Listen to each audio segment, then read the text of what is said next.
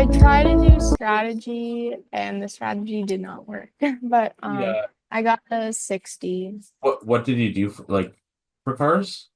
I so basically what I tried to do is read the passage Oh, sorry. quickly. I just mean what material did you use for cars? Oh, Jack Weston, Okay. And what was the score again for it? 60. What was it? 60. When you say 60, Yeah. like 60%? Yeah. Okay.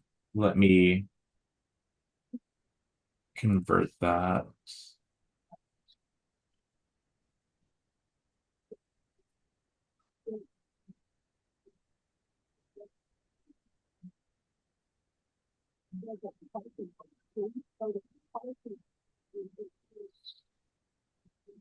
Okay, that'll come out to 32 out of 53, which is uh, around like a 124. Okay.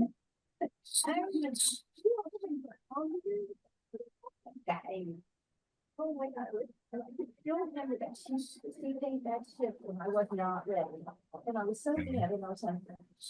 So, okay. So, yeah, what do you think? Well, I'm not happy about my Huh? score. Yeah. Uh, the strategy thing, I think I don't really know. I mean, basically what I was doing for cars first was like reading the passage, trying to read it quickly without highlighting, and then going to the questions and trying to answer them, and then going back to the passage to highlight things that like had to do with the questions, and then see if my answers changed. Have we done any cars together before? No, I Okay. don't think so. If you want, like, it depends, what you want to do today, but I can kind of show you cars strategy. Yeah, I would probably want to do like maybe one or two passages together. My next strategy that I was gonna try is reading the questions first and then going to the passage and reading the passage. Um, which like might save time, but I don't really know. Yeah. So, all right. Yeah. Let's do a cars passage together. I'll show you a really good strategy. So, but it's going to be very different from the ones that you mentioned. Like, we're going to be reading the passage first, slowly rather than, quickly. And mm, we're going to ensure that we understand what the passage is trying to tell us. And then from there, we'll do the questions. And what I typically do is I actually block the passage out when answering the question. So, um, yeah, it's okay. Let's do a cars passage. So the have you reviewed the one? Well, I guess you just took your test yesterday, so maybe you didn't have enough time to review your cars section. I did review cars. That was the first one I reviewed. Got it. And I'm working on chem right now. You want to Um, do like a new cars passage or one from the exam that you took? Probably a new one, just so I What? don't have any background information. Got it. What types have you noticed any pattern in like the types of cars passages that you find trouble? Not really. I think I have more of an issue with the type of question being asked. Okay.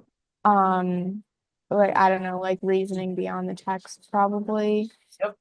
I So haven't really noticed. topics, which eh, like let's say whatever on in cars you see like let's say a music passage or a literature passage or a philosophy passage, like which of those would you feel like the most like I think yeah, probably like philosophy, maybe when there's like a lot of like if this then that and like by the transitive property that then this and all of that. okay, let's see.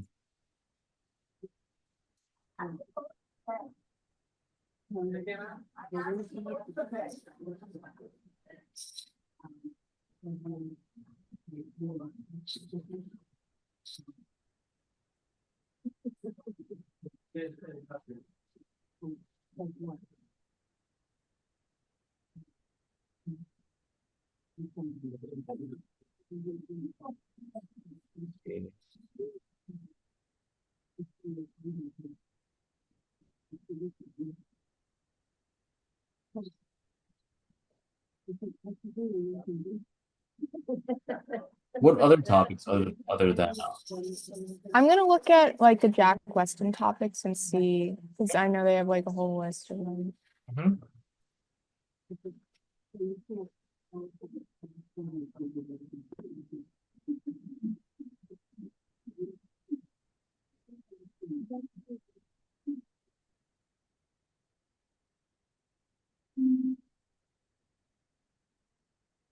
Maybe religion? Okay. Um, maybe some history. The history is like iffy. Like sometimes I'm fine with it, and then if there's like a lot of different terms, sometimes it can get confusing. Okay. Let's see.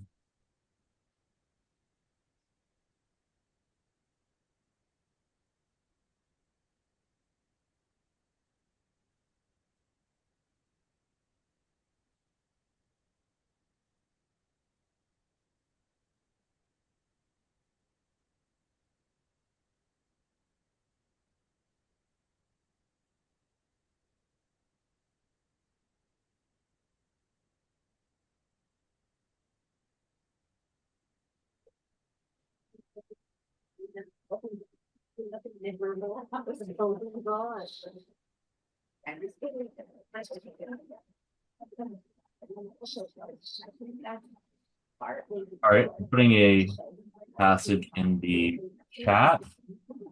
You could open that up.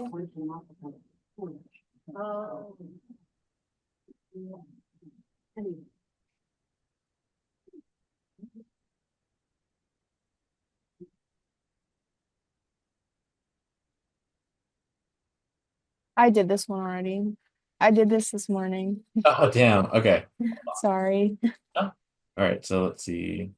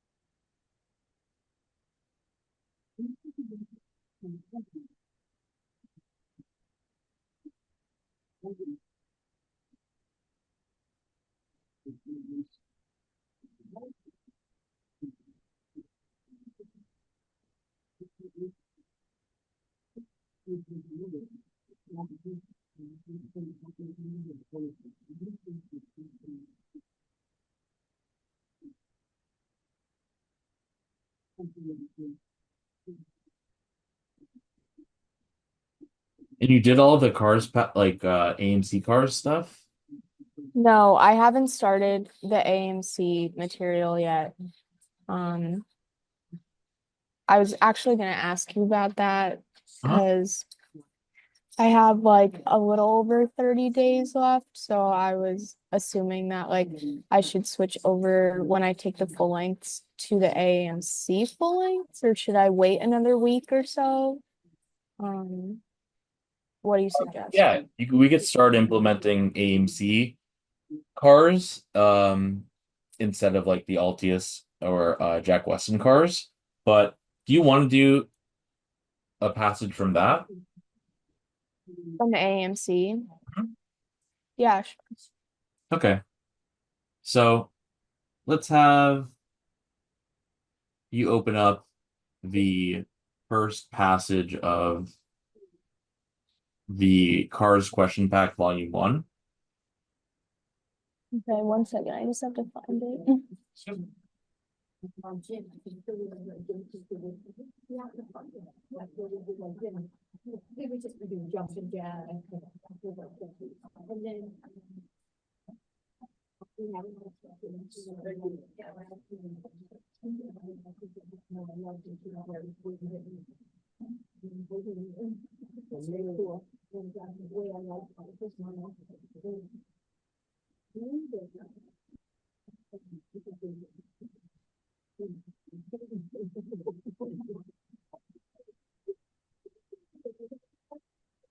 Okay. Do you want me to share my screen again? Mhm.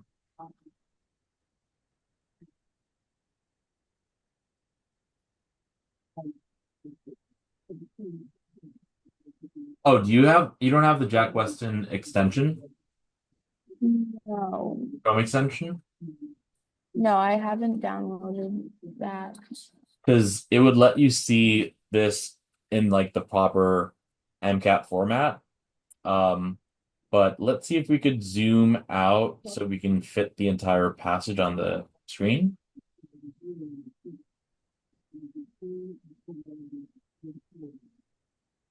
And Is the extension in like you just download it from the Jack Weston website?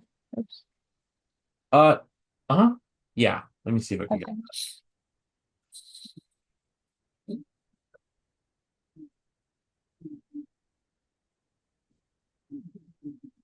Okay. Here's a link in the chat.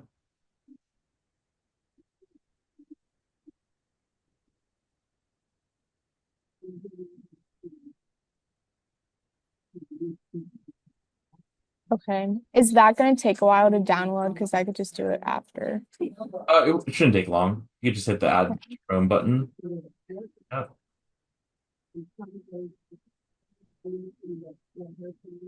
okay. And then go to the AAMC and hit done practicing. Um, oh, there. And yeah, go back to the dashboard here and refresh.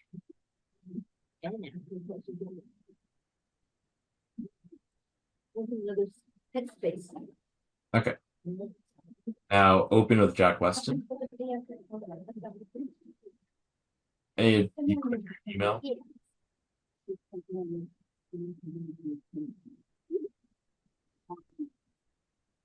Bam. Okay. See how much better this is? Yeah. Like it makes no sense for the AMC themselves to make like, it not Yeah, I don't know. That doesn't MCAT. make any sense. But okay, so listen, this is what we're gonna do. So I'm gonna have you read out loud. Okay, so first I'll preface with this. Number one thing that people do in cars, right, is they just zoom through the passage, reading it as fast as they can. They zoom through the question stem, reading it as fast as they can. And then they frantically search through the passage for words that match words in the choices. Okay? That's Um, not what we're going to do.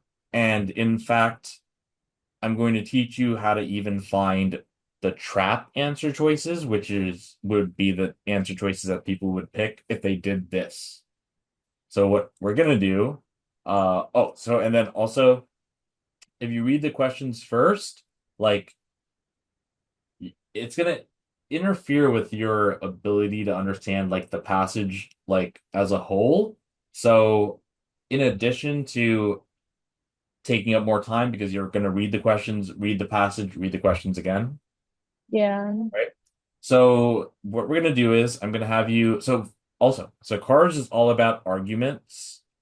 All right. So we're not doing anything like, it's not like in science where there's facts. It's always arguments. And for each of the paragraphs, or sentences, um, I'll have you read out loud slowly and after each sentence, and sometimes the sentences could be pretty long, so it's okay to kind of analyze it in chunks. But I'll have you like tell me in your own words what they're saying, and also I'm going to be highlighting things in different colors. I know you can't do that on the test, but just for instruction purposes, the, a new idea or argument, I'm going to highlight in green. Oftentimes after that, there's going to be sentences that are the same argument, but like elaboration on that. And if there's evidence used for supporting an argument, I will highlight that in orange. And also, whenever a sentence starts with a contrast word like but, yet, however, although, etc., uh, acknowledge it, and I mean highlight those in pink. Okay. And after each paragraph, we're gonna write something out called a map, which is basically the argument of that paragraph. So this is all gonna be like the first time, so don't worry if it takes long. But yeah, that's pretty much it. So yeah, you always want to be aware of what's the argument, who's making the argument, and what support, if any, is given for the argument. On the test, would you still suggest writing something out for each paragraph or So not? by the time you get to that point, it's like so for instance, like in order to in order to do what we're about to do, which is write, things down, we have to think about it first, right? Yeah.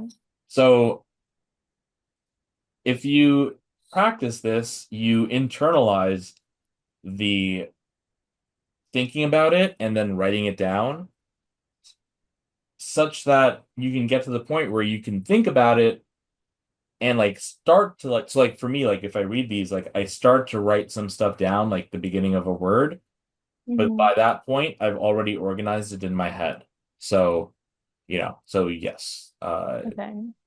it's mostly a way to organize your thoughts. So, And then on the actual exam, like when I was taking the AAMC full length, there was like yellow and blue. Is that yeah, also that's an option on the actual test or no? I think that's a new thing that they Oh, made okay. available. Yeah. Okay. I wasn't sure. Hmm. And um and then yeah, I would just say like for your when you're reading, like put like see if you could put the mic like kind of like closer to your Okay. because I noticed for like the when I was like editing like the recordings from like last time that the people around you like when they spoke like it kind of went into the mic and then Oh, it okay. blocked out the sound. So yeah. I could switch to my AirPods, but they might die. So Mhm. Do the AirPods have like well I think how does the I mic think that AirPods work better for I don't really know. yeah. Maybe not. I could just stick with this for now. Sure, sure, sure. Um, yeah, okay. Yeah, yeah, go for it. Okay. From 1890, when he was 9, Picasso's family saved virtually every scrap of paper on which he drew. Harbingers of Picasso's later Tell me about genius. tell me about. Oh, sorry. Mhm. Um, Picasso's family saved all of his work Okay. or like his paper. All right, so we could say like yeah, Gauss's family saved, everything that he drew. And you'll also see that I highlight like for the most part like nouns and I fill in the grammatical stuff in my head. Uh Okay. yeah, okay. Harbingers of Picasso's later genius appear in fragmented and distorted aspects of form and scale, depictions garlanded by numerical and alphabetical symbols, a proliferation of trompe l'oeil, visual puns, outrageous caricatures, incongruous juxtapositions, and the like. Okay. So they are talking about different like ways that Picasso expressed himself, I guess. and then gave a lot of different examples. So what is this first part saying of this sentence? Mm, like, I guess, foreshadowing his Uh-huh. later work. Very good. Usually, uh, people have trouble with that word harbinger. Yeah, it took me a minute. Hmm.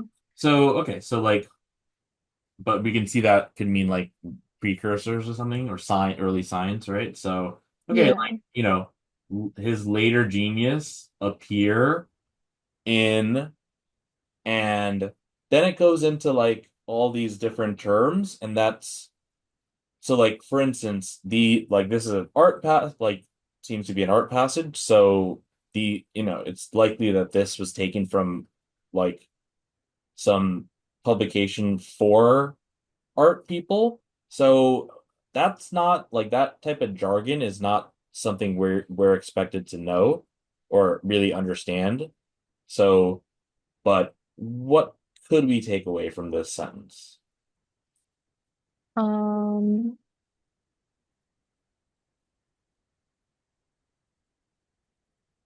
I guess we could take away that those are all examples of, I don't know, like his later genius or like how it's shown through his work.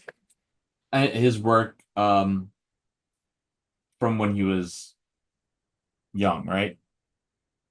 Yes. Right, because we're saying so our new idea is you know Picasso Yeah. family saved pretty much everything that he drew on since he was a kid. And then we say that, yeah, we could see like signs of his later genius in these works when he was a kid, right? Yeah.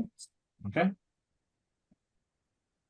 We do not know whether Picasso consciously thought back to these graphic experiments when, 2 decades later, he and George Brock were inventing Cubism, but at least at an unconscious level, Picasso could tap this reservoir of youthful experimentation. Okay. What are you saying here? Um, so they're not sure if he um thought back to what he was doing when he was younger, when he was inventing Cubism, but well, I guess consciously thought back to them, but unconsciously he was able to like still use what he did when he was younger. Good. So I'm going to write for this paragraph. I guess I'll start it off. So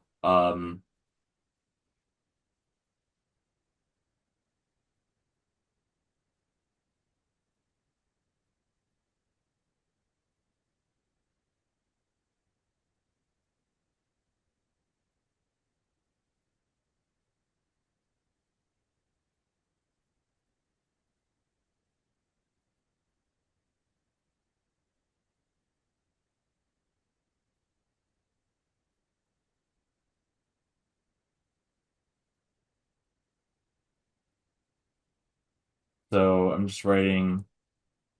P's family saved his childhood drawings. Signs of his later genius appear in them. Don't know if he's consciously thinking this when inventing cubism, but he unconsciously likely tapped into this, like, youthful reservoir. Okay. Yep. And don't worry about it being too long right now. Um, but yeah. Okay. Mhm. Um, the standard story told of Picasso is that his precocious talent enabled him to surpass without effort all other artists in his milieu. I don't know what that word means. Mhm. So, Um, so now so every sentence can be classified as a new idea or a same idea. So, for instance, in the first paragraph, like this first sentence was a new idea, and the second sentence that his whatever later genius appear and blah blah blah could be serving as elaboration. So for the second, so this standard story sentence, is this a new idea or same? Kind of more of the same, So what was the previous argument? like his later genius. I guess, I mean, it could be different. So Now it's bringing in his like current or like talent when he was an adult. yep, yep. So we could say that, yeah, that the standard story, of Picasso is that what do you think precocious is? Um, in this scenario, uh, Yeah, or in general.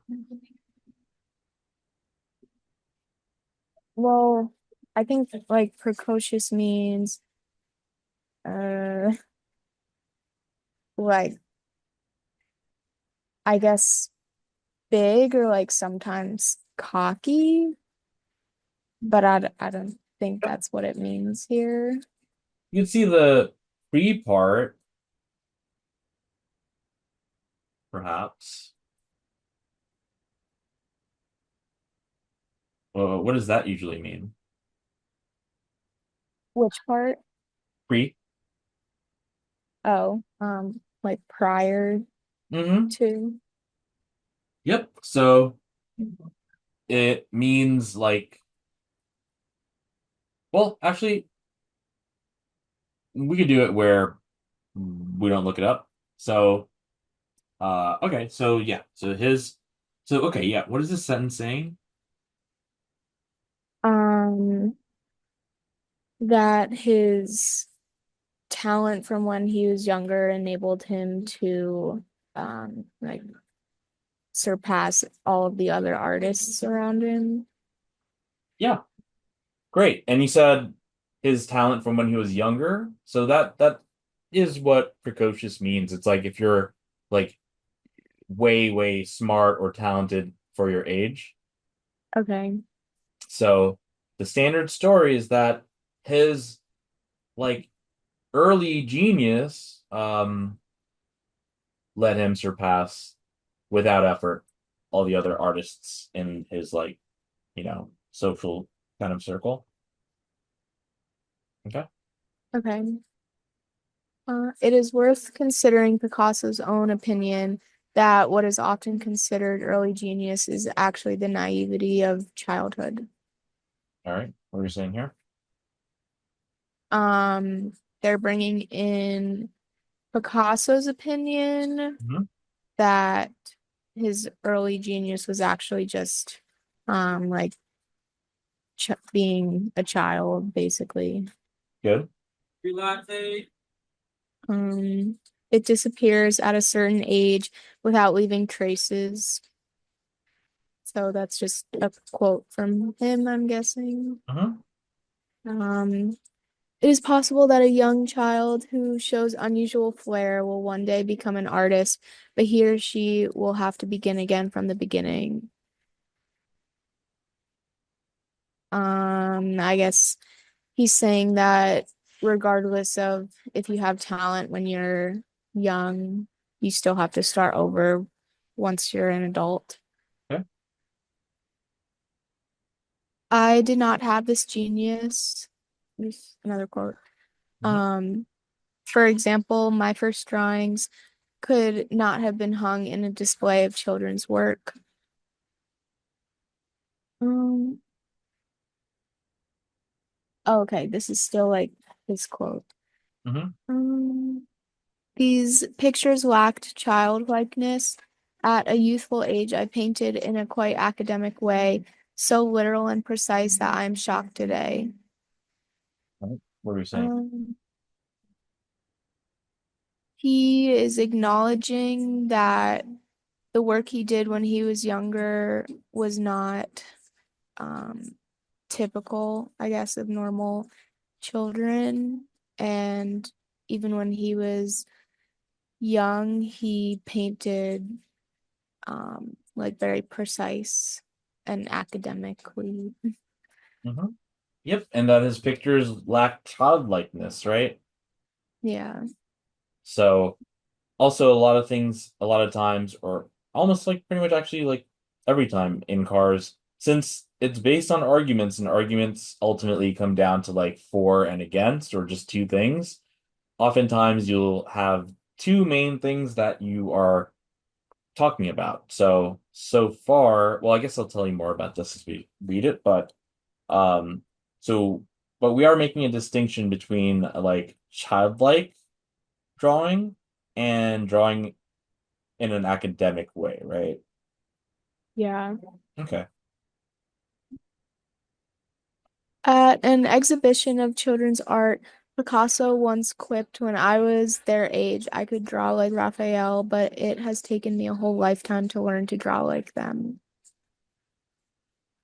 Mm, he's saying that it's like easier for him to draw like other famous adult artists than draw like a child.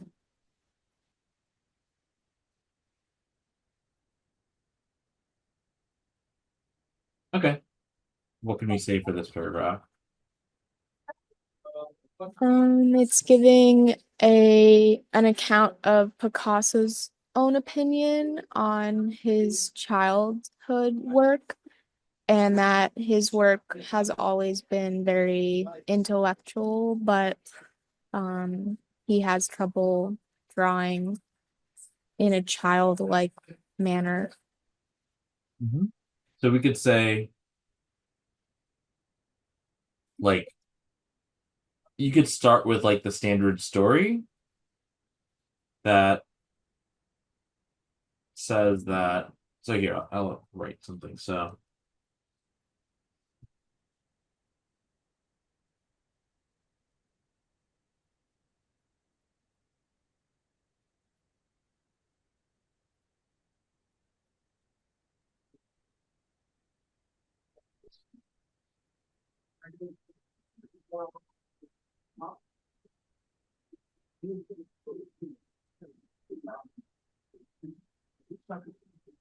so we could talk about the standard story in which Picasso's early talent is what lets him surpass other artists without effort.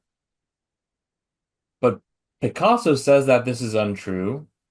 He didn't have this child genius because he drew in an when he was a child, he drew in an academic way, like Raphael, rather than childlike, which took him effort to do, right? It took him a whole lifetime to learn to draw like them, Yeah, right? So, do you think like Picasso agrees with the standard story?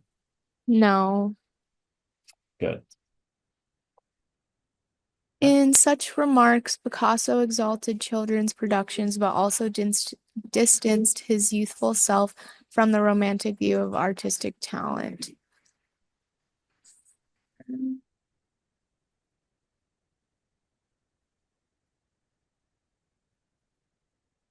Not quite sure what exalted means, but I guess What do there's you think based on the context? like he enjoyed Huh? them. Yep. Um, so he's saying that he enjoyed children's work, but he he like created separation between the his youthful self and a romantic view of talent. Yeah, what do you think that means? I'm assuming more academic. What Uh, if you romanticize something, what what are you doing to I it? guess like making it better than it actually is. Yeah. Like more, yeah, like an idealized form of something. So like the standard story is like a romanticized version of Picasso's story, right? Mm-hmm. So and oh yeah, and then for the future, you can get a Chrome extension called like Google Dictionary, and that lets you like double click on a word and it'll pop up a little definition. Um, and but I wouldn't say to do that while you're reading the passage, like for the first time, but when you're done and you're reviewing it, you can do that to constantly and do that like for each passage so that you constantly learn, more and more words, which can like which aren't like absolutely necessary, but can help. Uh, Yeah. so Okay. exalted means praised. So so in such remarks, he praised the children's productions, and he also distanced his youthful self from this romanticized view of that people have of him with artistic talent, right? Mm-hmm. Okay. It is true that the works preserved by Picasso's family support the notion of Picasso as an aspiring academic painter, as his father was, and not as a charming, naive. Okay. Um, so I guess the work that the family kept um supports, I guess supports what he was saying. Um, Mhm. yeah, that it was more academic. Yep. So first, I guess we're saying he praised the children's productions and distanced his youthful self from the romantic view. That's our new idea. And then after that, it is true that the works preserved show him as an aspiring academic painter is the same argument, but elaborating on it. Okay. Okay. However, we lack drawings by Picasso from his first 8 years, and so cannot determine the resemblance of his earliest efforts to those of other children. Okay. So Um, we're just saying here that um, you know, we lacked stuff from his, first 8 years. And we can't really say much about his like earliest efforts, like before he was 9. Okay. Moreover, his youthful caprices and marginalia may have been as crucial in his artistic development as his formally conceived early paintings. Okay. So I guess they're just saying that what he did before this time could have been just as important Mm-hmm. as the ones that we currently have. Mm-hmm. My own conclusion is that Picasso's output during the first decade of his life was unusually skilled rather than frankly precocious, but that no word short of prodigy can describe him in his spectacular progress over the next several years. What are we saying here? Um, well, this is now the author's point of view. Very good. Um, Something, yeah, go on. and he is giving his opinion that the first decade of Picasso's life um was really skilled, but um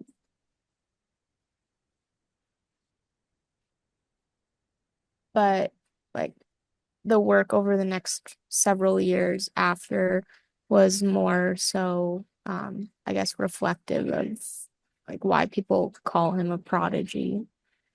Let's see, right? So unusually skilled, and then what do they say right after that? Rather than frankly precocious. What could that mean? Um,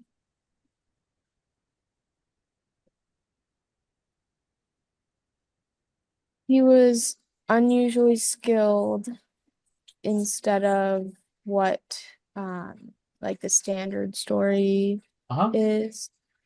So that Um, precocious talent would equate to um like what other type of like description.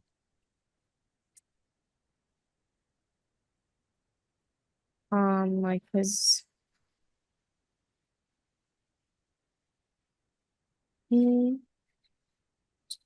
I guess the back to like foreshadowing kind of like the talent that he had when he was younger.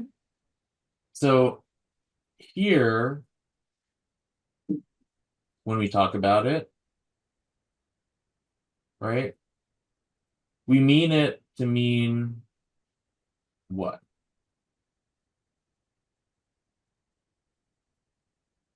Um,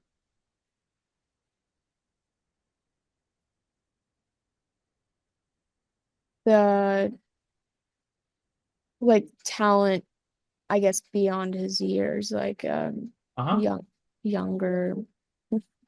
Yep. So Picasso describes it in other words here, right? Early genius. Hmm. So precocious could mean early genius, right? Yeah.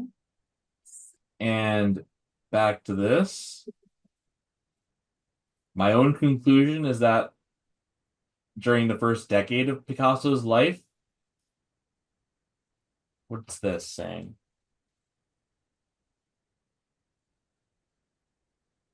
That it was more skilled than the average child instead of a sign of early genius. Yeah, he was really skilled, but he wasn't like a genius, a child genius, right? Hmm. But that no word short of prodigy, what's that mean? Like natural born talent, Huh? like excelling. Yeah. So I would say it may not necessarily have to mean naturally born. Um, Especially because in this context, we're saying that he initially, when he was a kid, wasn't this childhood genius, but that later on he became.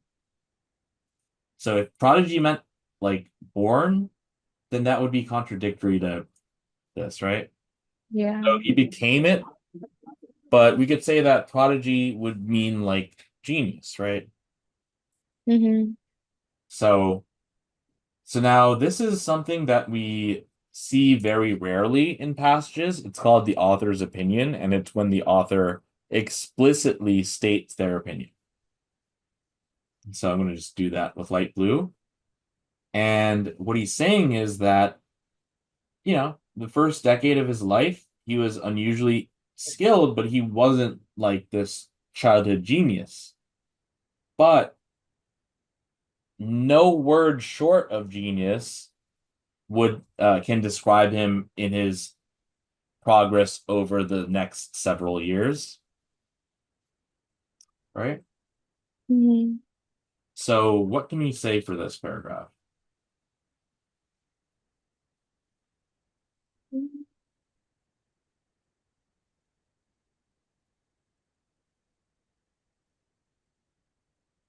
I guess that he we don't know for sure, based off of the work that they've kept, like whether or not he was a genius in his early life. And then we get the author's opinion that he was very skilled, but the genius didn't come until like later on. Mhm. But P. Picasso praised children's works and distanced himself from the romantics like standard story. Early works of his support that he was an academic painter, but we don't have anything before that. And first decade, he was skilled rather than a genius, but became a genius later AO, author's opinion. Okay. Hmm? Um, Apollinaire asserted that there were two kinds of artists, the unreflective virtuoso who relies on nature, and the cerebral structurer who relies on understanding. Okay. Now, whenever we're given a numerical list, we want to consider, okay, what's the first thing? What's the second thing? So this Apollinaire guy, two types of artists. One is the um unreflect. Did you read that part or no? Yeah, Uh, yeah. so one is the unreflective virtuoso who relies on nature. What do you think they mean by that? Hmm.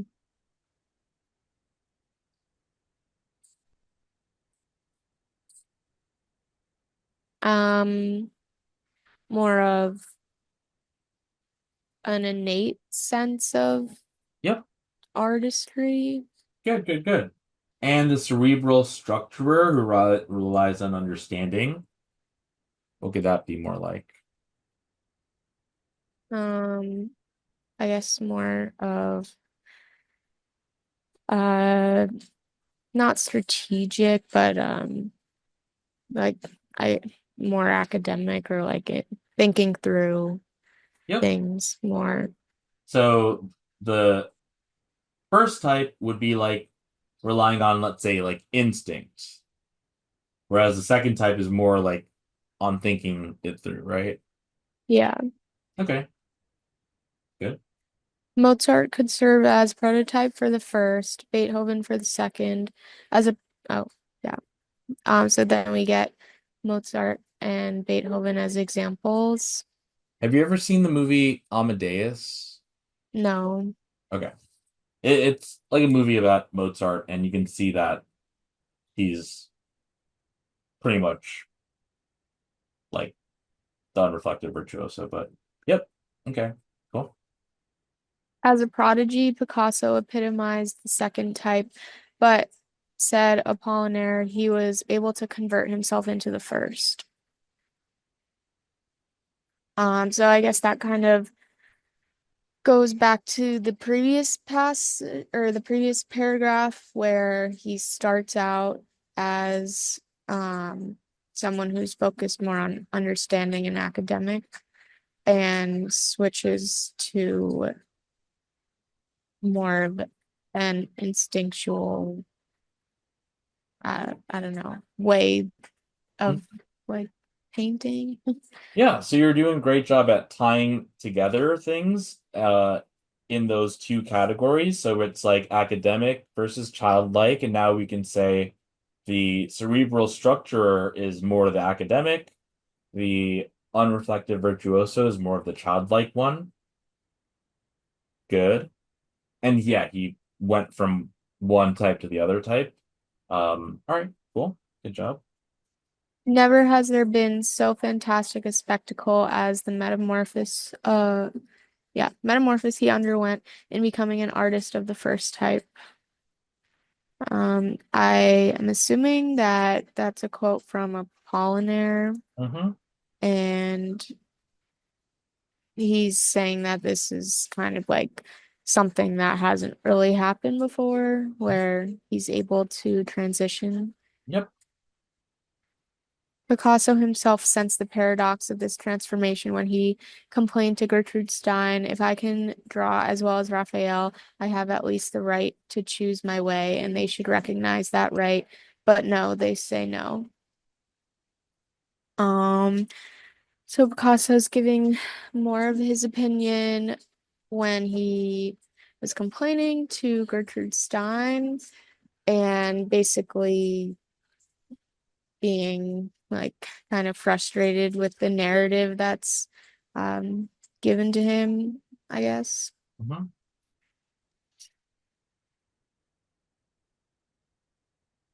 Um, Oops.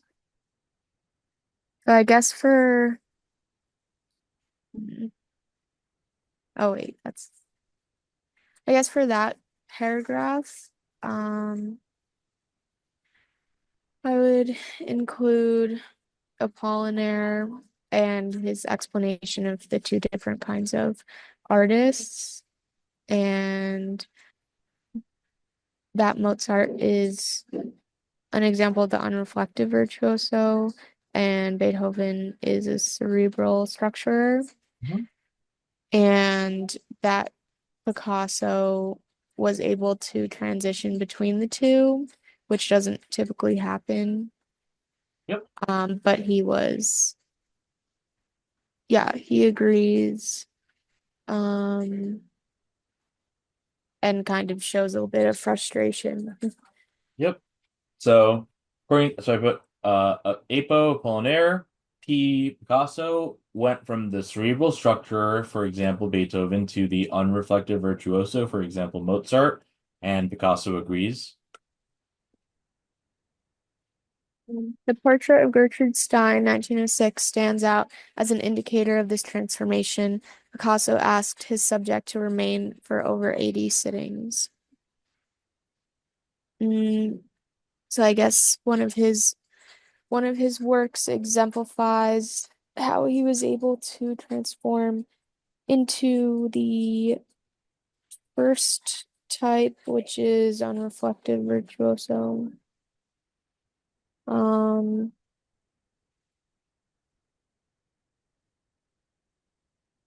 yeah, I I guess that is like a little confusing to me because I would assume that if he's asking the subject to stay for that long, it would be more of the second type. Okay. But yeah, I don't know. Okay. Continue. Um, then he went away for the summer, annihilated the recognizable facial features, and finished the portrait away from Stein, substituting mask-like features for realistic ones. Um, so after he was done with the subject, he then went back into the work afterwards and like added, or I guess took away um, things that made the portrait look more human, and yeah, taking away like the realistic aspects. Yep. So now it's less confusing, right? Yeah. Because you're right in that asking, the subject to sit for over 80 sittings is more so like the cerebral structurer type. But then he got rid of all the realistic parts and made it all, like weird or whatever. Could show the other type. Mm. Okay. Chastised because the portrait did not look like Stein, Picasso reportedly responded with one of the notable artistic one-liners of the century, "Don't worry, it will." Yeah. So he was criticized for not having the portrait look like the subject, but he responded, "Don't worry, it will." Hmm. So put air to the above example, PGS portrait of Gertrude Stein replaced mask-like features for realistic ones. Right? So okay, Yeah. we got everything down. So now what we do is what our definition of main idea will be is an argument that is mentioned in more than one paragraph. Okay. So look through these. We say that paragraph one saved drawings from when he was a kid, and there are signs of his later genius that appear. Paragraph two, the standard story says that this early genius of Picasso's let him surpass without effort all these other artists. But Picasso says that that's untrue and that he didn't have this early genius, um, but had to be able to draw that way. And paragraph three, we are distancing ourselves from the standard story some more And we get our author's opinion that he's skilled rather, like when he was young, he was skilled rather than a genius, but later became a genius. Now, we see a repeated argument now, right? Yeah. Paragraph two, that he went from not having the child genius to learning with effort how to do that. And then paragraph three, that yeah, he was young. When he was young, he was not a genius, but he became one. And then paragraph four, we talk about this transition that Picasso makes from one type to the other. And that is just like the previous two paragraphs that show that he's a one type, but turns into the other. And then I guess like paragraph five could also kind of be related to that. So that's how we get our main idea, right? Hmm. Meaning, yeah, repeated arguments. So, okay, so yeah, what can we write here? Um, like for the entire main idea, Hmm. I guess that Picasso Picasso had talent when he was younger, but had trouble, or I guess you could say talent academically when he was younger, but had trouble painting like a child. And he does not agree with the standard story that he like paints without any effort. Hmm. Um, and I guess that he was able to transition from his more academic side of his work into the more like natural Hmm. type.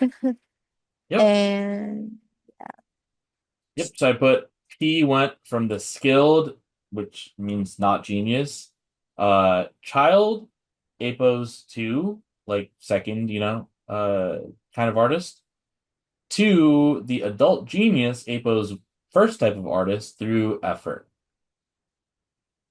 Okay. So now take a screenshot of like the entire page so you get the passage with the highlights as well as the map. You got it? Okay.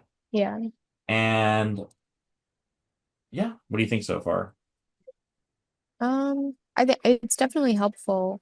I Mhm. guess for future passages, would you suggest me like do them untimed and like go through my own Mm-hmm. type of walking? Huh? You wait, you said what? Blocking? Blocking? Blocking paragraph by paragraph and like writing out a statement for each one. When you say blocking, Just like what because this is what I'm gonna do, which is blocking the passage. oh no, I meant like blocking out like the like not physically blocking. Got it, got Uh, it, got it. Making it, okay, sorry. got it. So, yeah, I would say to do that. Um, and yeah, ultimately, we want to ensure that you get the main idea down, and I'll talk more about that after. So, yep, ready for these questions? Yes. So sometimes I also block out the choices just so you can come up with your own answer. And if you could come up with your own answer, you'll be less susceptible to the wrong answers. Mhm. So what could we Mm, say here? Or what would you say? I guess his artistic achievements were in large part the result of his ability to like transform from one kind of artist to another. So what type of artist to what type of artist? From more academic based artist to nature based, like feeling, I guess, artist. Okay. So that's what we want to look for. Now, we're also going to talk about, well, here. So let's start with A, and you'll tell me, yeah, what you think about it. I don't like that answer Okay. because it's kind of going against what Picasso was saying in the work Okay. or like in his passage. Okay. Um, that one doesn't really make sense. Like they didn't really talk about rejecting anything. Mm, no, I don't think C would be correct because that would be more of the academics. Oh, actually, that's like a possibility, I guess. What? I guess it would be like a possibility answer. I'm not completely. What? So tell me why. Well, I guess because in the passage it was saying that he made revisions after his work, like to make it more nature based. Okay. So that like could be an example, I guess. Okay.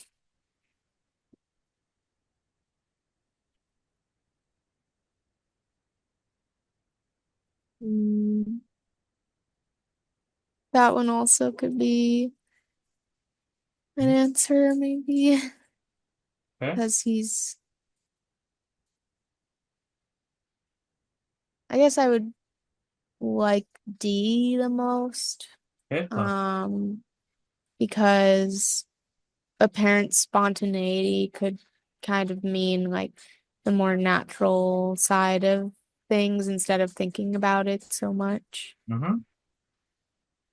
Yep. And the practice of making multiple revisions and amendments would be more of an academic thing because if you're revising something, you're trying to make it better in a sense. Um, so that would make sense for like, let's say the 80 sittings of Gertrude Stein, but him then getting rid of, erasing like the recognizable facial features and stuff would probably not be considered like a revision or an amendment, but more so like just completely changing, the painting entirely, right? Okay. So good, good. What do you think the trap answer would be? Probably A. Why? Well, because the whole first paragraph is talking about how Mhm. he was having effortless genius. Yep. So good. Because that's how people would do this, right? They would go when they read D, they're gonna say, it can't be D. Spontaneity was never mentioned in the passage, right? And they see without effort, right? Genius, right? Early genius. And A has those words, so that's the mix and match answer. So good job. Because it's so hard for people to, and that's another reason why I have you like put things in your own words, because a lot of times the right answer would just be using different words to mean the same thing. So, Hmm. great job. Oh. Mhm. Um, okay, so then I guess next question. The word nature is used in the sense of, mm, I'd say probably D. Because I mean, going off of like the previous answer too, Going off the like, what? sorry, going off of the previous question with spontaneity and also the fact that I guess him taking the faces off of his portrait was an impulse. So I'm guessing D. So let's let's go through it, one by one. Objects and scenes of the natural world. Um, I mean, it kind of, Or how but about this? Where do they mention this thing about nature? up like in the middle, I guess. Hmm. Hmm. Like I guess I didn't put it in the map, but it would be in paragraph 4 when they were talking about the unreflective virtuoso.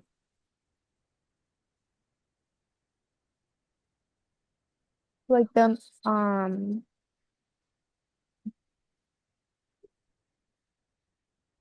where it like comes more naturally Hmm. to someone as an artist. Over here. Hmm. Right. So what do you think about A here?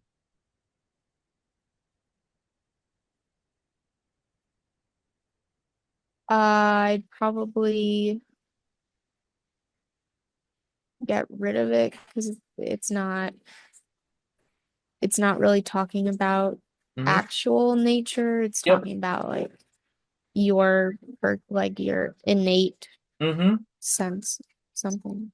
Okay. Run with that. Mm, So yeah, A would um, be like if you literally like didn't even really read it and you just saw nature and you're like, oh, well, trees and stuff. yeah. What about B? Uh, I'd probably get rid of that too because elementary aesthetic principle doesn't really make sense.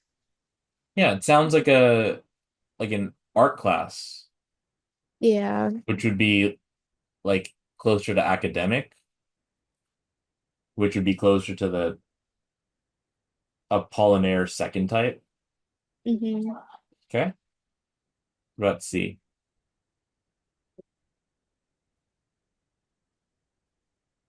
I guess I would change it to C.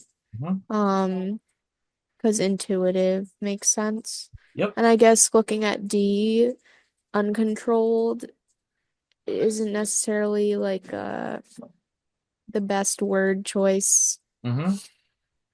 Yeah, right. Because when you were talking about nature, you were talking about like an innate or like an, instinct kind of thing. And that would be like intuitive, right? Yeah. And also, it's in the, so I should also say this. There's two types of questions. There's main idea questions, which means the answer could be in more than one paragraph.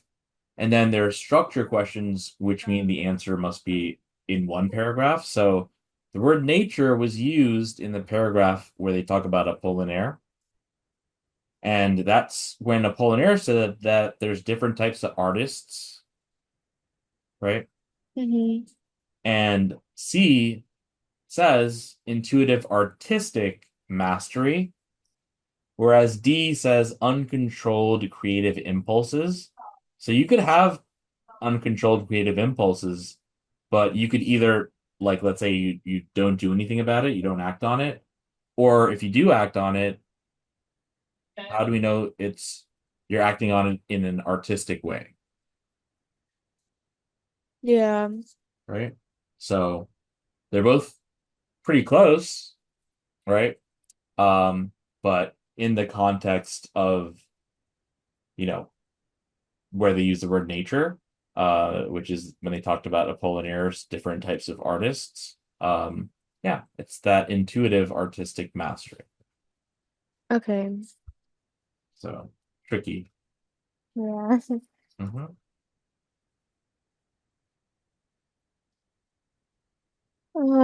What is the author's response to the standard story about the origin of Picasso's genius? Um, well, I think he agrees more with Picasso's opinion, where the standard story isn't true. Okay. Um, so mm,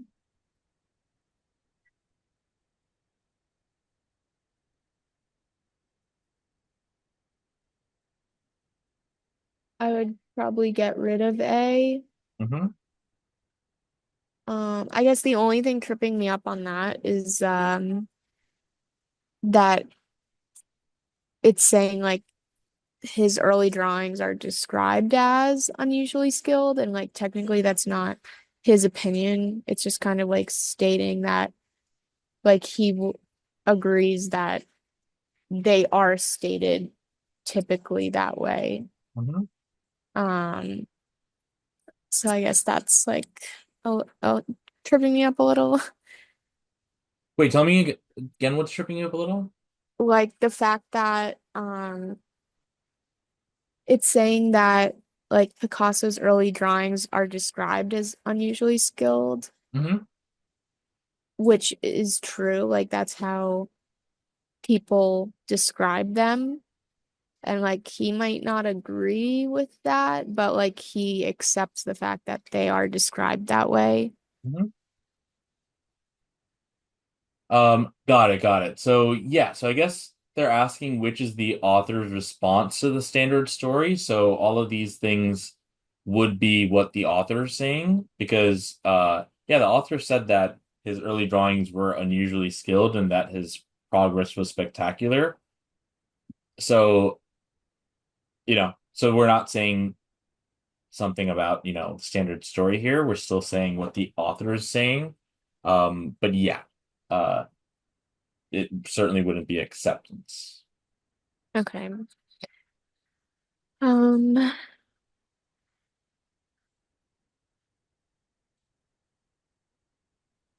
Neutral.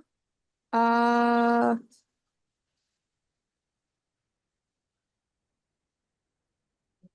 I'd probably get rid of that Okay. because I don't know, he includes Picasso's opinion on it, and yeah, I don't really think it would he was using it just to introduce like his genius later on. Hmm. Okay. Um, Revisionist, possibly, because he agrees that it could be applicable to his early years. Um,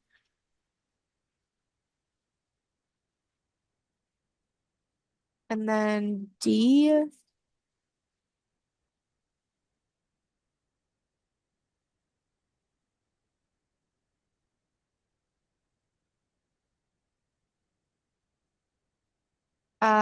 I'd probably get rid of D because he's not he's not like skeptical that people are saying that he's precocious, I guess. So I'd probably go with C. So you said that he's not skeptical about Picasso's. Well, I guess like I'm just like Hmm. having issues with like whose point of view we're talking about because it's saying that the author is responding to the standard story. Yeah. Let's try this. So, what would your answer be? Um,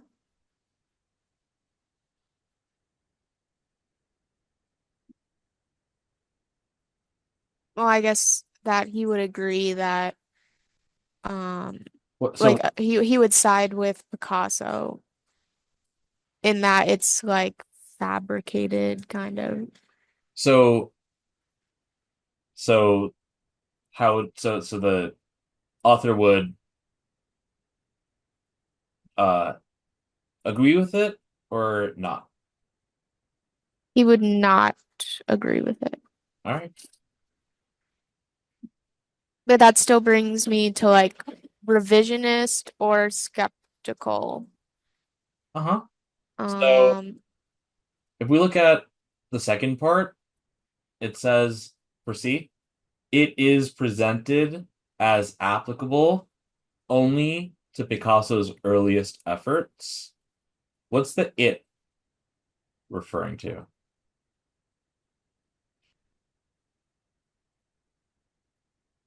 the standard story. Okay. So is the author saying that the standard story is applicable to Picasso's earliest efforts?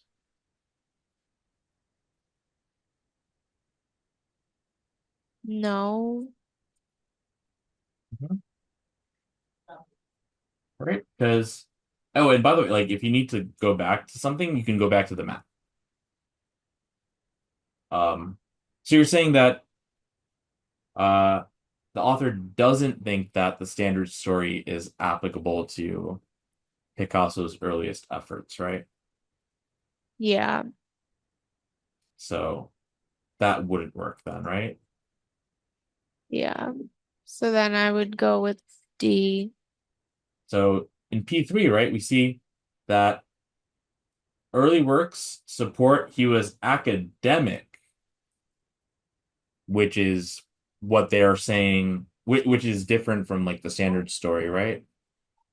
Yeah. And if they mean earliest efforts like before he was 9, we don't have that.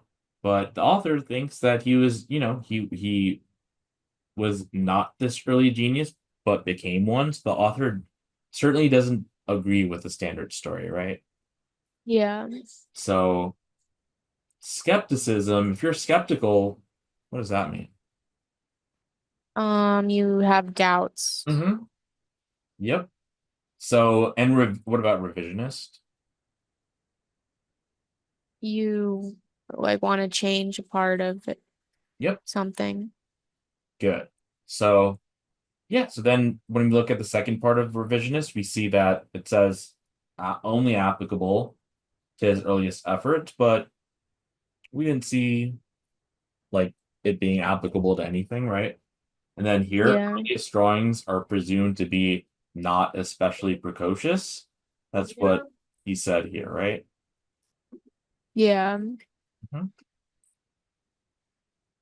So, I uh, think this like might be a question of um where I like am thinking too far into it mhm. and then I get a bit tripped up Yeah, on like what it's really asking. And I've noticed that I've done that multiple times in the past. yeah. A lot of people do that. In that you think about something too so deeply that you think you think of exceptions to it, whereas you want to pick the one that's the most direct answer that is true at face value and like true by default rather than in certain special cases, right? Like revisionist is like saying that it's only applicable to his earliest efforts is kind of like if you so okay, so you read the question and you're like, okay, you knew that the author doesn't agree with the standard story, and Mhm. then you can kind of see that A and B should be out, and then it's D, which is just on the surface a direct answer. But C is a little bit more complicated because it means that part he believes part of it could be true, part of it could not be true, and that can invite a lot of yeah, that can invite a lot of doubt because then you think about it like, okay, like is it applicable to his earliest efforts? Is the earliest efforts when he was 9 or before he was 9? Because we don't have the stuff before he was 9.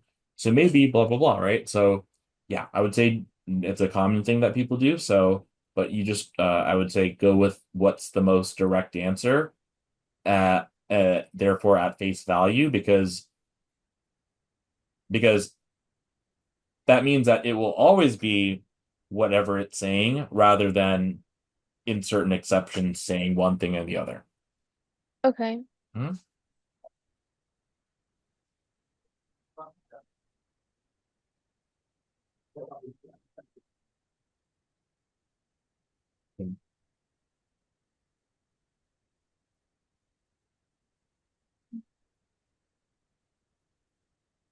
Of surgery. Okay. So the question is asking for the answer that is not consistent. Um, mm,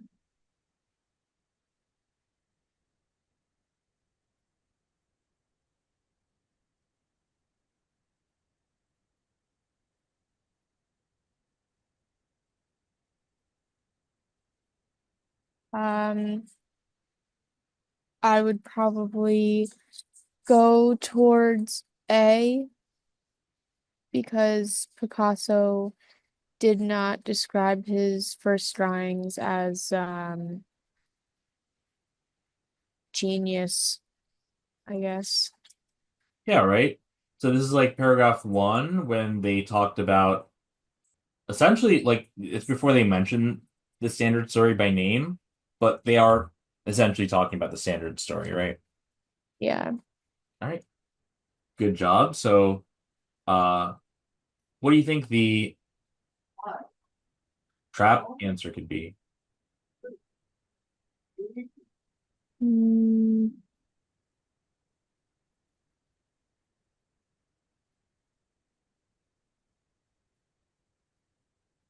um, I mean, I guess it could be C because they don't have his early drawings. Oh, I meant like so like a lot of people would look at No, Harbinger. I know. I'm saying like the trap answer might be C Uh-huh. because um I don't know, they were saying like in the passage that they don't have all of his Hmm. drawings. So what I mean by trap answer is the way that people on average do cars, which is they go back to the passage and they look for words. So like someone would look at the word harbinger, they'll go back to the passage and look for harbinger, and then they're gonna see words like form and scale to Oh, lead them to okay. that, and youthful experimentation to lead them to D. So when I say trap answer, I just mean that, most people just they read the question and then they look through the passage for words that match words in the choices. So Okay. yeah, but good job.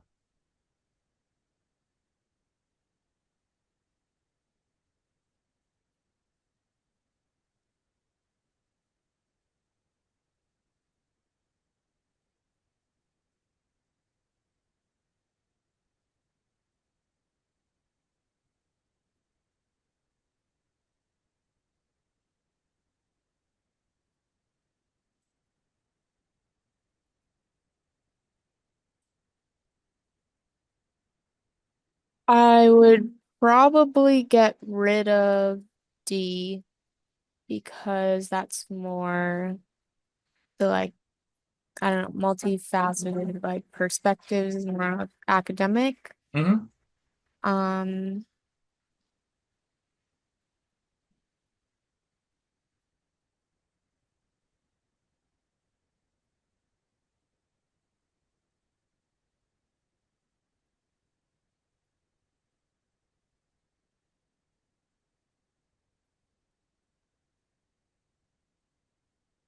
Um,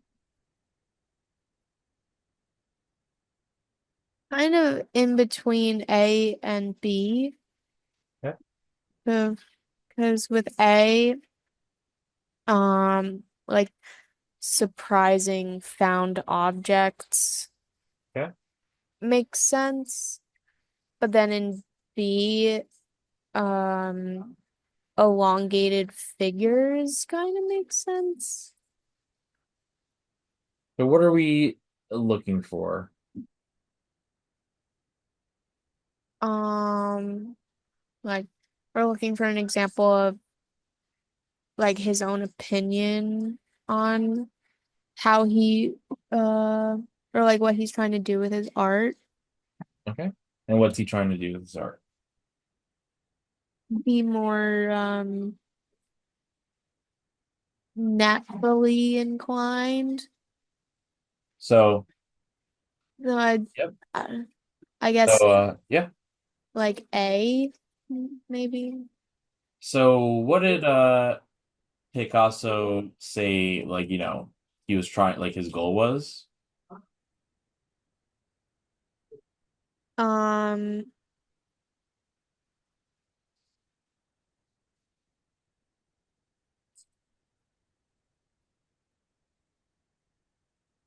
his goal. Or so uh so like yeah, if we just think about the two different things, there's like the genius of the second type, genius of the first type, and academic is going to Oh. be like, yeah. Oh, I'm guessing like maybe his goal is to like it took him years to learn how to paint like a child. Mm-hmm. So that would be his goal. Yep. And so I would um now I'm like kind of between A and C. Okay. I guess if he really wanted to paint like a child, it would be C. Yep. It's like, what if, let's say you have like a little brother or I don't know, some kid that uh, and the kid is like came to you with some plates with some faces on them. You'd probably be really like, that's cute.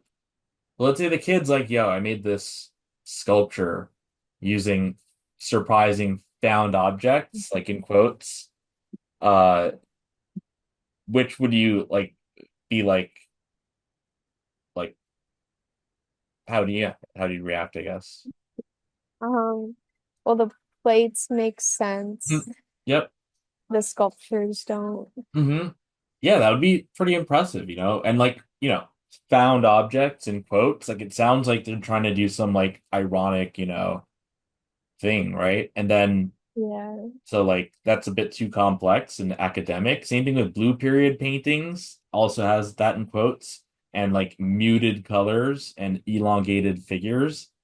But yeah, the bold colors, simple faces, more childlike.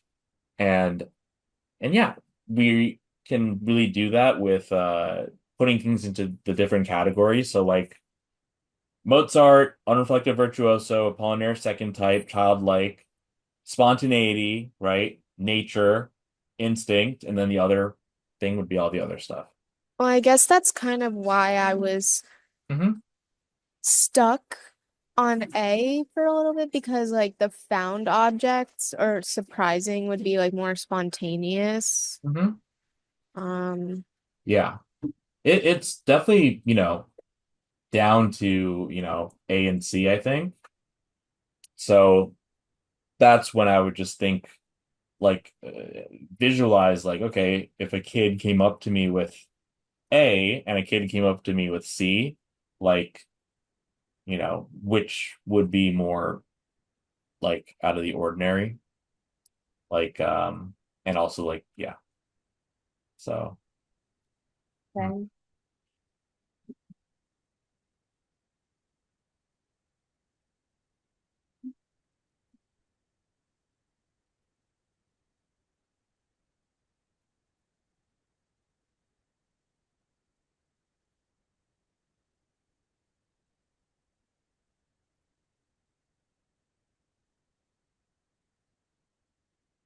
I'll be right back. I'm using the bathroom. Okay.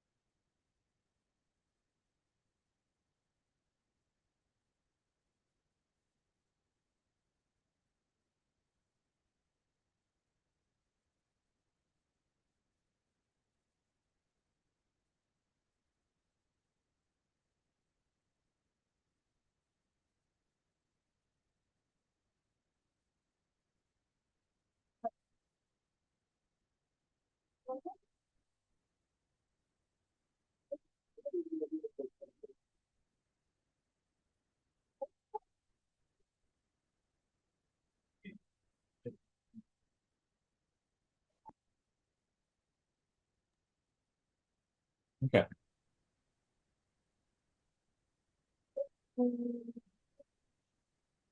Could you like uncover the passage for a second? Because I'm kind of confused on like which one is one and which is two. Like the adult genius and then the not genius.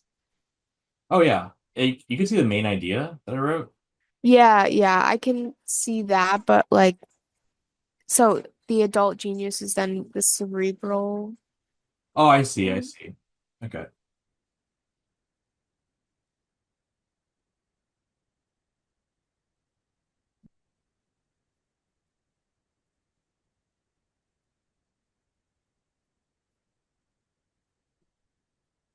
So the second type is cerebral. Mhm. Um, because he's always been that way.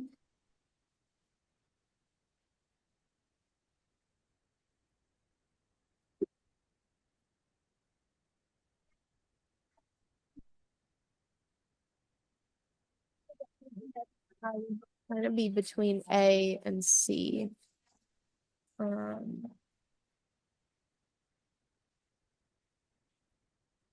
What's the first type?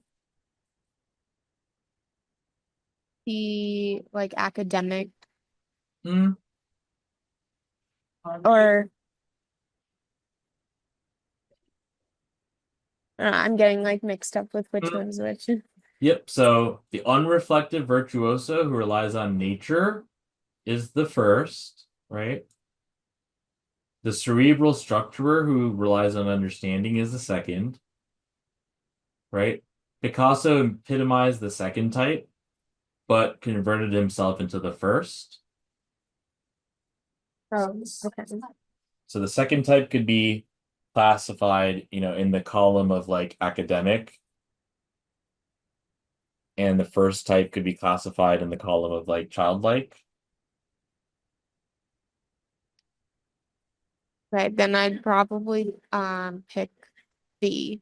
Hmm. Yep.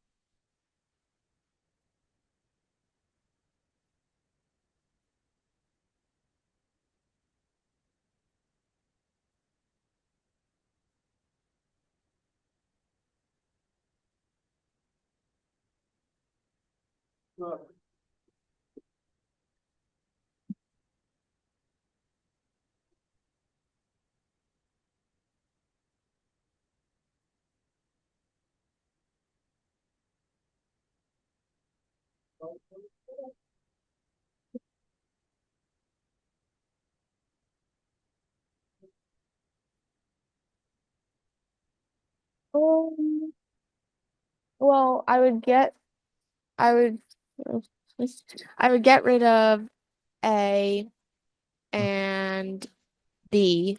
Mm-hmm.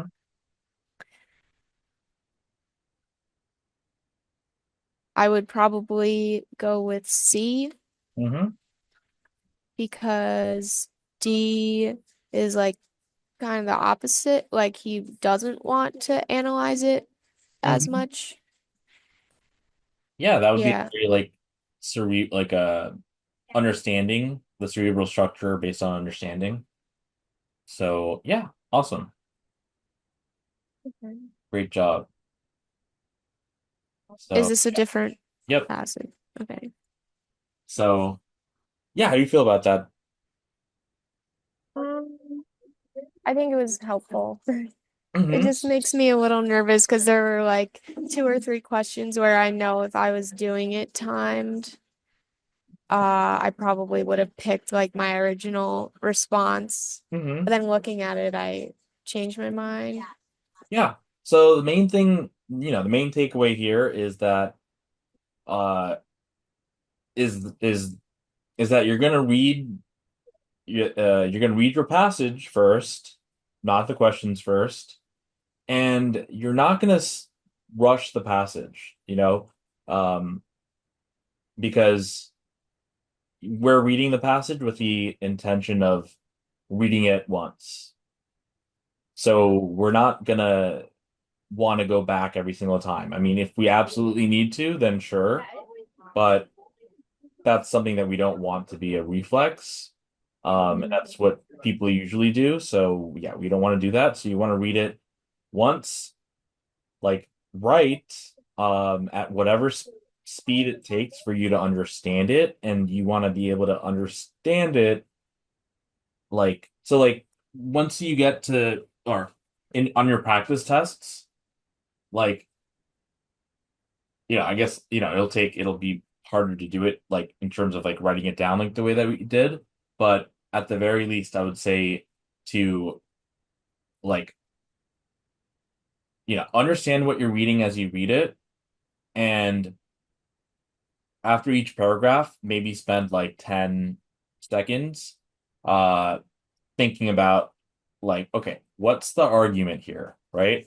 Um, and I'm using the word argument instead of the word summary because a summary it's like an objective, Yeah.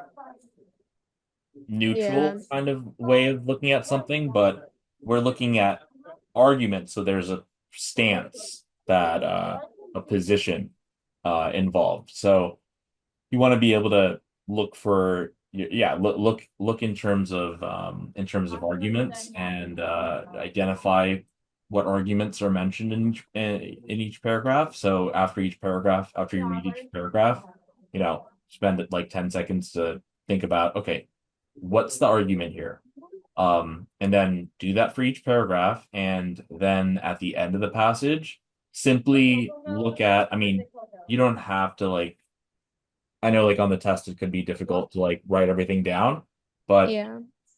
you're going to be doing this at the very least like mentally. So at the end, you're just going to look for arguments that are in more than one paragraph. That's our definition of main idea.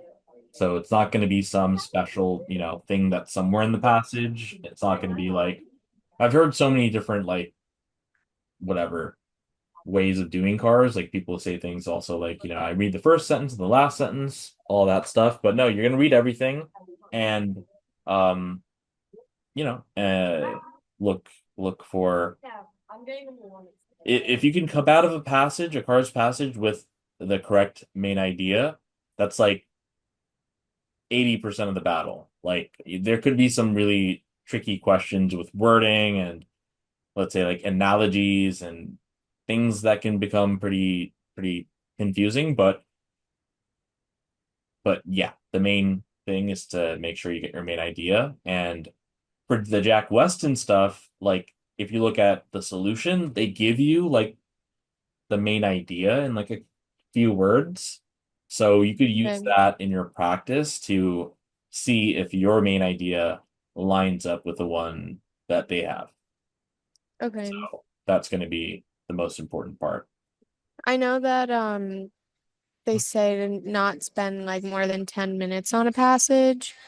Is there like a limit for how long you think it should take to actually read the passage? Um, like if I was becoming short on time, Mhm. like what would you suggest for timing? Okay. So let's see. I mean, if the safeguards don't work, meaning like the checkpoints that we talked about and like, 1.5 minute rule thing for each of the questions, like if you're straight up running out of time, um, then I would say, let's see, because I guess it can turn into like a division of how much time uh is too much time to read the passage and how much is too much, Yeah. answer the questions. So let's say, okay, so if we're doing like a 10-minute thing, maybe I would say that the passage should take you like, let's say, maybe like 4 to 6 minutes, and the questions the reverse, like 6 to 4 minutes. Um, because if we have, let's see, 3/2 times 6 is 9 minutes.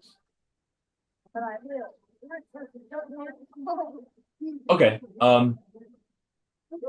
Yeah, I would say like 4 minutes would be for reading the passage should be a good number. Because that means that if there are 6 questions and each question takes a minute, that would fulfill the 10 minutes like average, So yeah, I would say around like 4 minutes Okay. to aim for. Um, and if you're completely like straight up running out of time and you read 3 paragraphs in, you might see a repeated idea like early, Yeah. and that can make it so that you can kind of like perhaps be able to answer some of the questions without like having to slowly read through it all.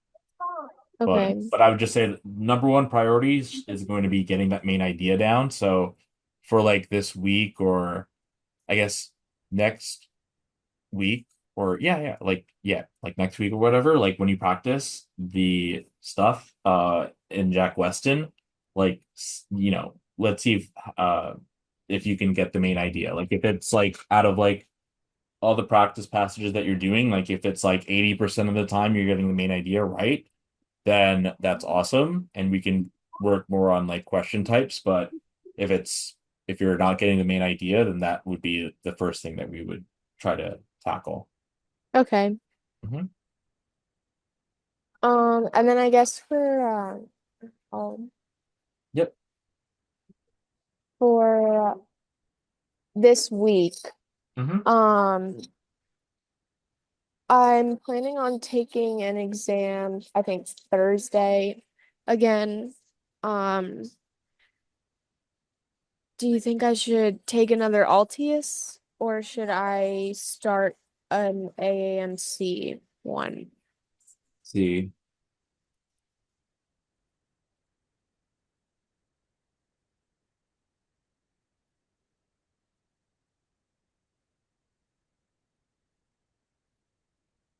Okay. Let's see. Because you have things at different dates from when I put them. Like I see an Altius exam on the 13th and an AMC exam on the 15th. Oh, that's just because the AMC one was what you originally had it in there, Mhm. but I can't do tests on the weekends. Oh, Or yeah. I mean, I think I could actually do one on the 5th. 14th possibly, but or the 13th, sorry. Or I was originally gonna do it on the 13th again. And then I was gonna ask you whether like I should do an Altius or AAMC. Um, Mhm. yeah. Got it. So yeah, it seems like we're ready for the AMC ones because of how much time we have. Like going backwards from March 21st is going to be like, okay, 1, 2, 3, 4, 5. And you took one of the AMCs, so that's all so yeah, you're gonna start AMC stuff. So I'll put it in. Uh, Okay. I was also wondering if like your opinion on um like taking two tests a week. Like, do you think that is overkill or should I be doing that? uh yeah, that might be a bit much. So Yeah. yeah, yeah. Um, so yeah, so okay. 13. Let's have you take the AMC sample, and then on the 20th, let's have you take I'm gonna have you take the pre-scored then, and then I gotta I'll have to erase the ones on the weekends. And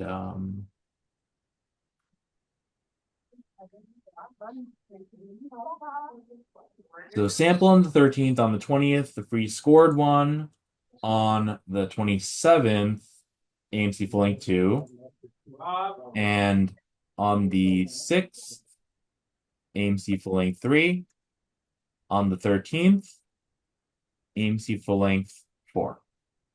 And get rid of these on for the weekends.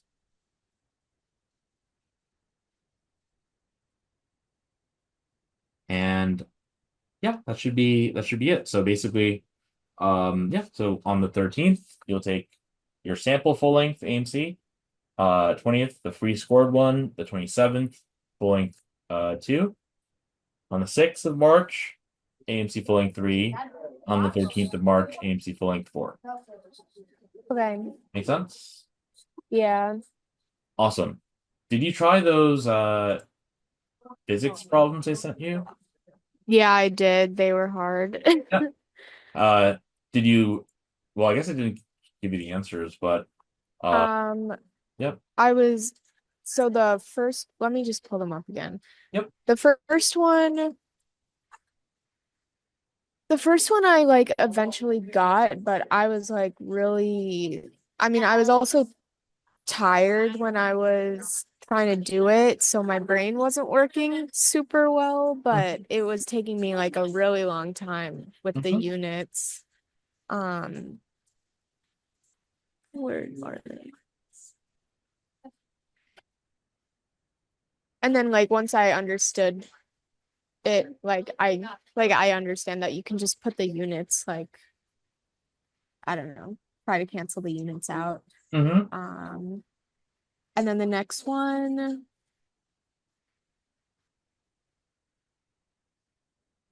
Yeah, and also if you have questions from like the polling that you just took, because we still have like 10 minutes.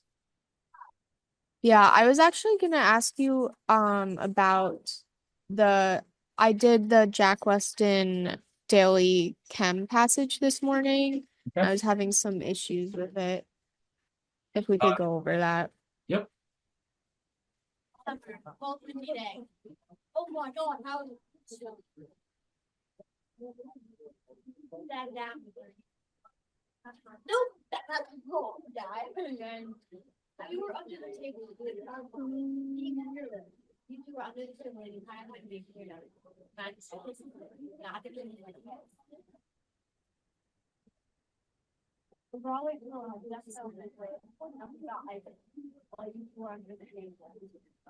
Okay. So I had an issue with the first um basically 1, 2, and 3 were my issue ones.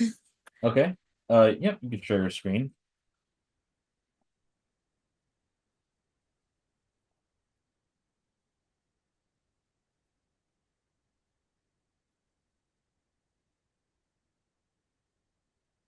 Okay.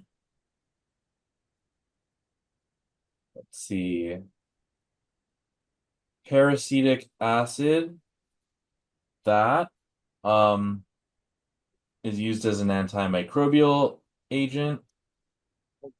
It is readily available in various concentrations and formulations, often including hydrogen peroxide as a spontaneous side product. Given their distinct biological impact, it's crucial to quantify the concentrations of both peracetic acid and hydrogen peroxide. The amount of hydrogen peroxide in the peracetic acid solution can be determined using the redox reaction with cerium. Is that Yeah, I've never heard of that. is that even a real thing, or is it cesium spelled wrong? No, it's cerium, I Oh, think. wow. It's all the way at the bottom. Yeah. Well, okay. I thought it was cesium at first Yeah. too. Yeah. All right. Cerium 4 sulfate, followed by the formation of iodine from iodide, reactions 1 through 4. Okay. H2O2 plus cerium sulfate yields a different type of cerium sulfate and sulfuric acid and oxygen. And then if we have two of the, it's a weird looking thing. Oh, CH3CO3H. Okay. That's interesting. So, oh, I see. It's like a kind of like a peroxide a little bit. Got it. Okay. Plus the cerium sulfate, no reaction. Then the hydrogen peroxide plus the iodide, and sulfuric acid gives you that, and this gives you that. And okay. Um, in the classical method, reaction 1 is monitored by the change of color since cerium 4 sulfate exhibits absorption in blue and displays a yellow color, whereas the cerium 3 sulfate is colorless. Next, Ki is added to the mixture to proceed with reactions 3 and 4. However, reaction 3 does not occur because hydrogen peroxide has been consumed in reaction 1. Okay. On the other hand, reaction 4 is monitored by the change in color since iodide is colorless and iodine absorbs in the blue region and has a yellow color. This approach requires the addition of Ki to proceed, and is prone to experimental error. To overcome this, researchers modified this approach to determine the H2O2 concentration in one tube, reaction 1 and 2. And the total peroxide concentration in another tube, reaction 3 and 4. Okay.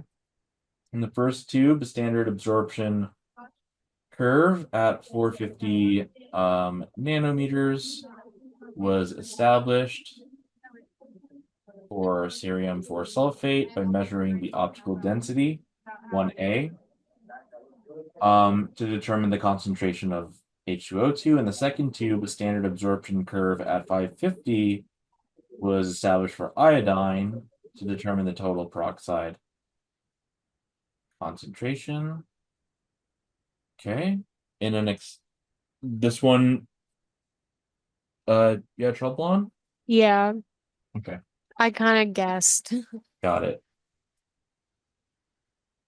Let's see. In an experiment, the change in the OD optical density in tube 1, where reaction 1 occurs, is 0.16. And the change in the OD in tube 2, where reactions 3 and 4 occur, is 0.7. what is the percentage of hydrogen peroxide in parasitic acid solution? Okay. So,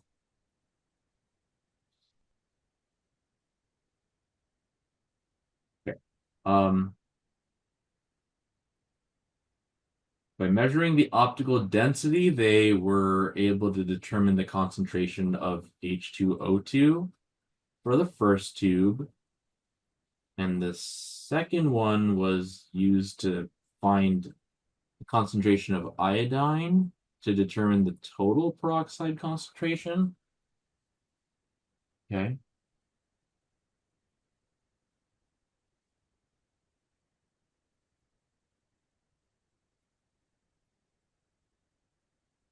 Okay.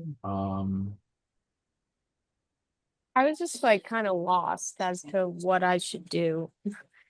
I didn't I was looking down at the graphs for the optical density, but I like didn't know what to do with the number that I got. Yeah. Got it. Okay. Um, my guess is that so these, or rather, reaction. Let me see reaction one again. So H2O2 and this can yield this, this, and that. Reaction here.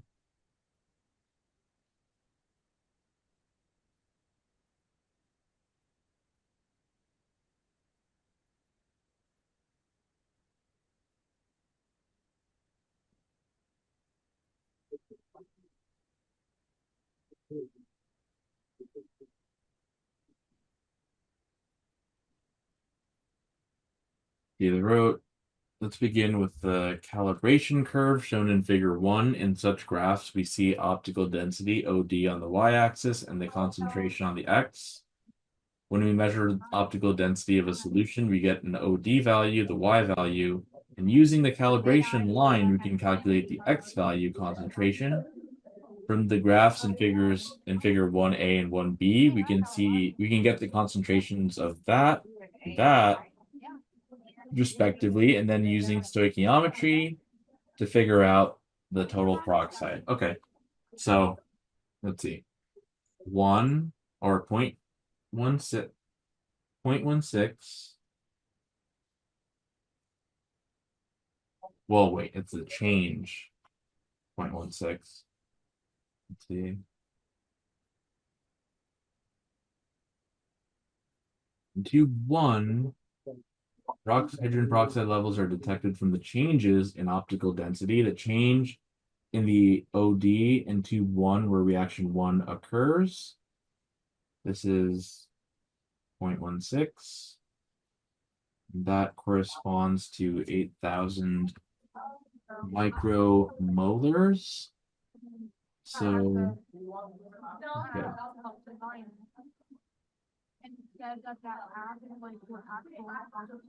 Change.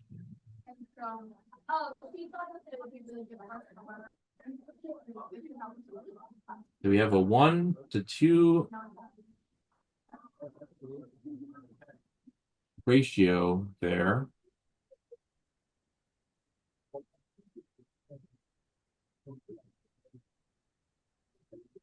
So then Yep. would you just find the concentration of A and then divide it by 2, like to get the peroxide? So my guess here would be that the OD values can show us, like in figure 1, where the what the concentration of this is. And then using this, we can see that for every 2 moles of this, we have 1 mole of this. So if we find the amount of this, we have that to get the amount of the hydrogen peroxide. And then we can do this for this iodine one too. But I'm having an issue with the change in OD versus the OD. Because a change in OD is just, it's the difference. But Yeah. I don't know where, like, so maybe I can start with, maybe if I look at like the slope or something, but let me see. Change in OD in tube 1 where reaction 1 occurs is that 0.16. So the 0.16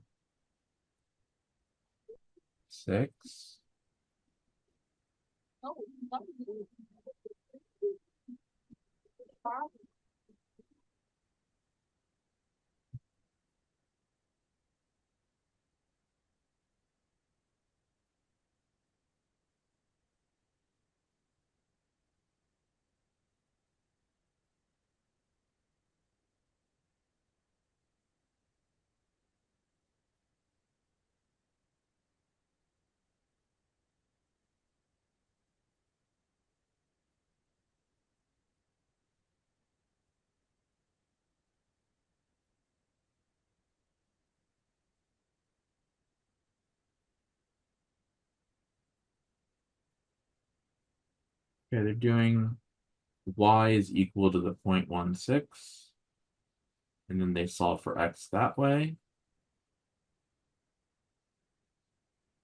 Okay. I get it. Okay, so like this, like this is one y value, and this is the y value of the, I guess, y-intercept. So I guess if I subtract this, I can get a change in y. Oh. Maybe if Yeah, I that's what they guess. did. So wait, so they went from here, they set it equal to this. And so when you subtract this, or add, I guess, 0.16 plus 0.08 give me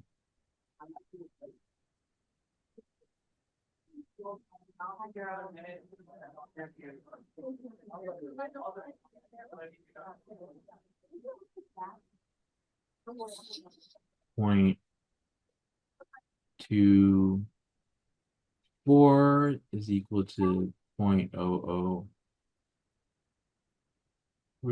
and then divided by that.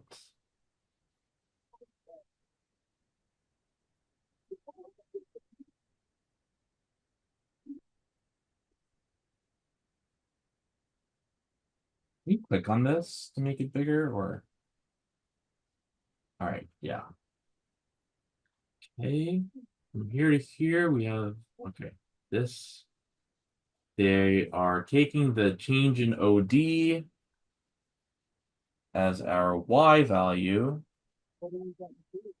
So if you just plugged it in for 0.16, you add 0.08 on both sides to get 0.24, right? Yeah.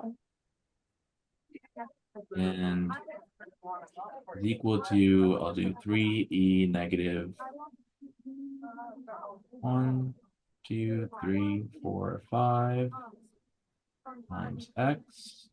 So 0.24, or I can do like 2.4 e negative 1 divided by 3e negative 5. I get 0.67 e. It's a little larger actually, but e negative 1 minus negative 5, which is negative 1 plus 5, which is 4. 0.67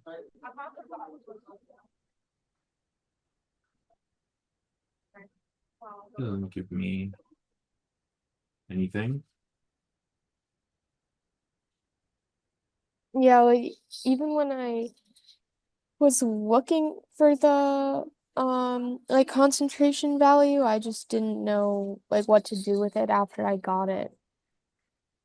So when you do get it, like the concentration value of this shows that for every 2 moles of this, you have 1 mole of this, right? Yeah. So whatever you get for this value, you would cut that in half to get this value, like amount of that. So they got this x is equal to um the 8,000 micromolar, and that x represents this concentration, right? Yeah. And and we know for every 2 moles of this, we get 1 mole of this. And so if we end up with 8,000 micromolar of the cerium sulfate here, the amount of hydrogen peroxide we should get should be half of that, right? Okay. So that's what you would do once you actually get that value. And But then you then once you do that, so you do it for that one, hmm and then they did it for this one also, hmm and then would you like add those together or subtract them? Like how would you get the actual number that they're looking for? let's see. So we have the um so they were asking for the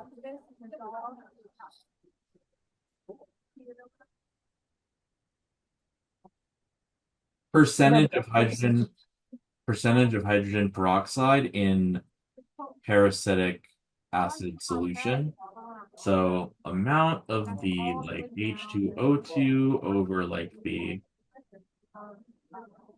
this CH3CO3H. So that's going to be, I mean, they said that they might be unbalanced, but yeah. this is our, so like it seems like for every 1 mole of, let's see, 1 mole of this, 1 mole of I2. So whatever value we get for I2 should be the same as the amount of this, right? Yeah. So they got some value for I2 down here.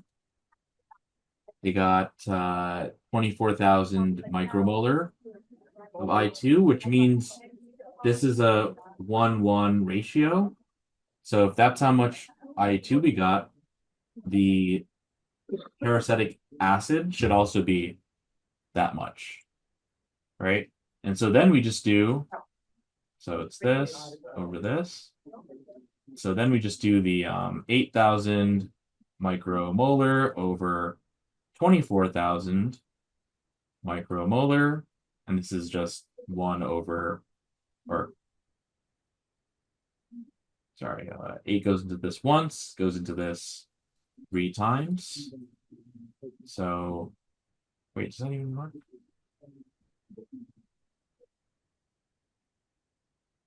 Percentage of hydrogen peroxide.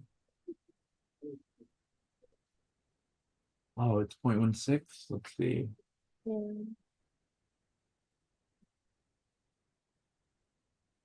Maybe something should be This they said it's 4,000, not 8,000. I think you had eight. 8,000. Oh, yeah. My bad. This amount was 8,000. Yeah. Got it. Yep. So then it would just be half of that amount. So the 4,000 over the 24,000, right? Yeah. And that'll just be 4 over 24, which is 1 over 6, Yeah. which is 0.1, oops, 0.17. Yep. So that's what you would do. Okay. Mhm. Yeah, that one was like I just kind of was like I don't know, Yeah, not doing yeah, something right. yeah. But it's a weird passage. But Yeah. also, so uh, yep. So let's see for day.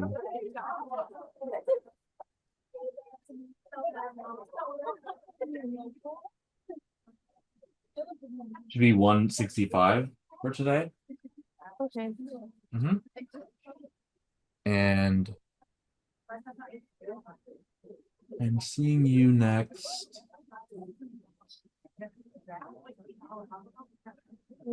I don't know if I have a Uh-huh. oh on the 18th. I think. Yep. Yeah, I'm gonna see maybe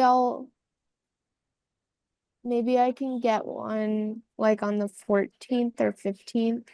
But I'll look and see if your schedule is open. Yeah, I have it.